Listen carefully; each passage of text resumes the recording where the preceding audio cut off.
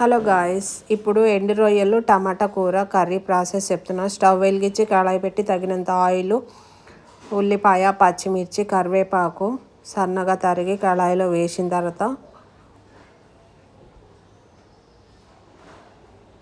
వేసేసిన తర్వాత కొంచెం వేగాలి. ఉల్లిపాయ పచ్చిమిర్చి వేగిన తర్వాత మనం 3-4 టైమ్స్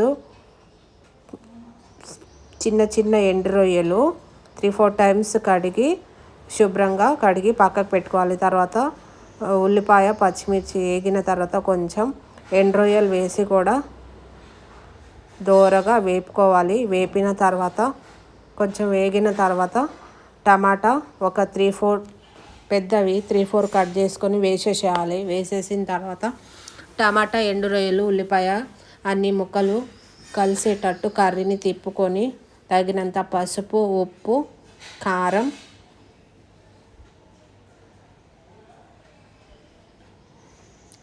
స్పైసీ ఎక్కువ కావాలంటే కారం ఎక్కువ వేసుకోండి. మాకు తక్కువ కావాలి. తగినంత ఉప్పు వేసి కూరని తిప్పాలి. మసాలా వేసాం కాబట్టి ఉప్పు కారాలు మంచిగా తిప్పిన తర్వాత హై ఫ్లేమ్లో స్టవ్ పెట్టేస్తే 5 మినిట్స్లో టమాటాలు మంచిగా కుక్ అయిపోతాయి. 10 మినిట్స్లో ఈ కర్రీ అయిపోతుందండి.